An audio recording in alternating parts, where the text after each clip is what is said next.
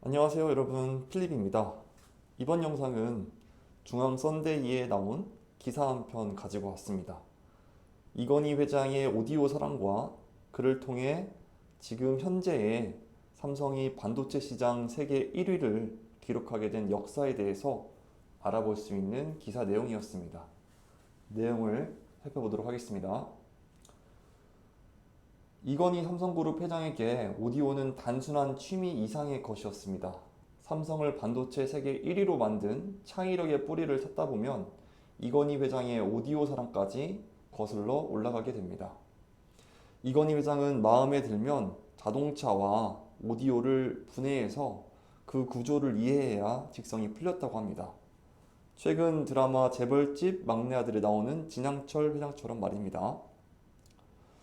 1953년 일본 도쿄로 유학을 떠난 그는 유학 생활의 외로움을 영화와 음악으로 달랬다고 합니다.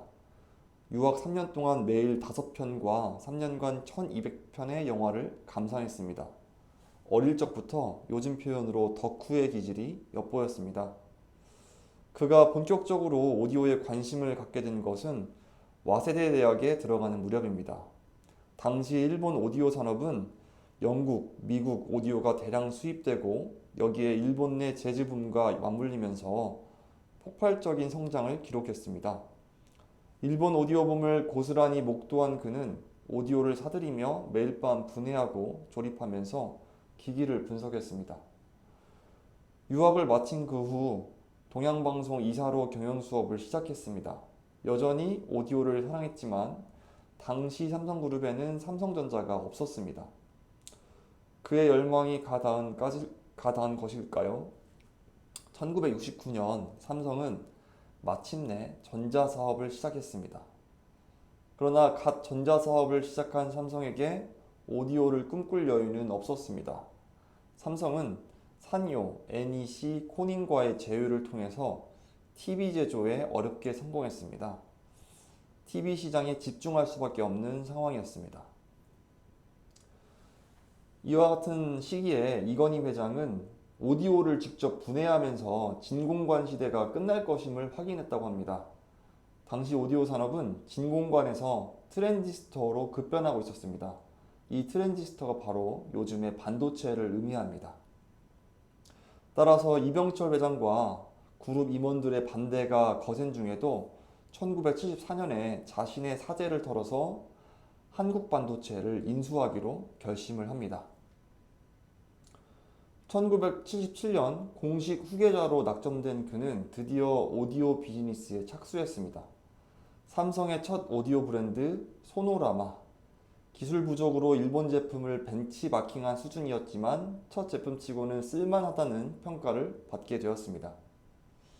그로부터 10년이 지나서 마침내 삼성그룹 회장으로 1987년에 이건희 씨는 취임하게 됩니다.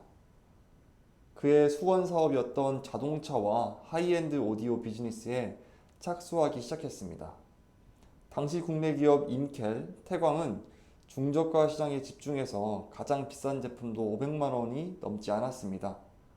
이건희는 세계 1위에 도전하는 한국의 하이엔드 오디오를 꿈꿨습니다. 1991년 호기롭게 하이엔드 오디오 사업부를 발족했지만 경험 부족으로 개발은 답보에 머물렀습니다. 이와 같은 답보 상태를 돌파하기 위해서 1994년 일본 오디오 기업 럭스만을 인수하게 됩니다. 당시 일본 언론은 일본의 자존심이 한국에 팔렸다는 불평이 가득했습니다. 이건희 회장은 럭스만을 세계 1위 앰프 제조사 맥킨토시에 비견하는 기업으로 키우고 싶었습니다. 하지만 보수적인 럭스만 엔지니어들은 그의 열망에 부응하지 못했고 결국 삼성 단독으로 하이엔드 오디오를 직접 개발하기로 결단합니다. 자신의 한남동 자택 지하에 30평 규모의 오디오 룸이자 연구소를 꾸미는 용단을 내렸습니다. 당대 최고의 오디오 기기를 한데 모아서 직접 테스트, 분해하며 전략을 세웠고 오디오 매니어인 그가 기획 그리고 설계, 제조 전 과정을 진두지휘한 것입니다. 하지만 여러분이 알고 있는 것처럼 삼성 엔지니어는 그의 귀를 만족시키지 못하게 되었습니다.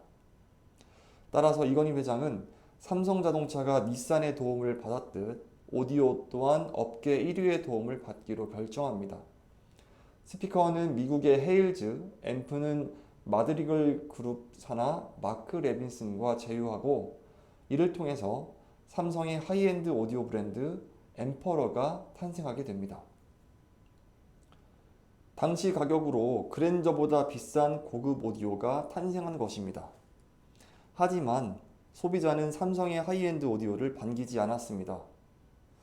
음은 좋았지만 소비자는 삼성 브랜드를 받아들이지 못한 것입니다.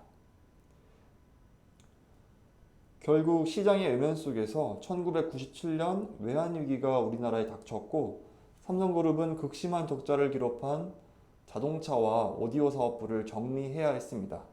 결국 럭스만도 이때 매각하게 됩니다. 하지만 이건희 회장은 오디오를 통해서 세계 시장의 흐름을 파악했습니다. 반도체가 등장하는 그 시대의 흐름을 오디오를 통해서 파악을 했고, 그 이후에도 여러 가지 전자기기를 발명하면서 오디오를 통해 시대의 흐름을 파악했다는 것입니다. 이건희 회장은 오디오를 사용하면서 익힌 감각을 삼성전자의 제품에 아낌없이 쏟아부었습니다. 임원회의에서 소니 DVD 플레이어를 써보니 발열이 심하고 대노는 심하지 않은데 벤치마킹해서 이유를 분석하라. 그리고 파나소닉 제품이 우리보다 부품 수가 적은데도 성능이 뛰어난 이유가 무엇인지 따져보라. 이와 같이 자신이 직접 전자기기를 분해 그리고 작동 원리를 이해하면서 임원들에게 발전을 요구한 것입니다. 이건희 회장은 삼성에서 나보다 기기 많이 써본 사람이 있느냐 하면서 자신의 분석력을 믿고 삼성전자의 발전을 위해 임원과 연구진들을 적극적으로 연구하고 움직이도록 만들었습니다. 결과적으로 2000년 후반 삼성 DVD 플레이어는 일본산의 절반 가격에 성능은 오히려 좋아서 해외의 극찬을 받게 됩니다. 또한 삼성 TV 역시 성장을 통해 2006년 숙명의 라이벌 소니를 제치고 이후 16년간 부동의 세계 1위를 지키고 있습니다. 다시 한번 오디오 시장 1위를 꿈꾸어도 좋았을 2014년, 그는 심근경색으로 기나긴 투병 생활에 들어갑니다. 그리고 2년 뒤에 삼성은 오디오 시장 세계 1위인 하만 인터내셔널을 9조 원에 인수했습니다. 이제 삼성은 오디오 부분 세계 1위가 된 것이죠. 비록 이건희 회장은 병 생활을 하고 있었지만 말입니다. 이건희 회장의 오랜 꿈이 이루어진 셈입니다. 자동차 전장 사업 세계 1위를 공고히 하고자 합니다.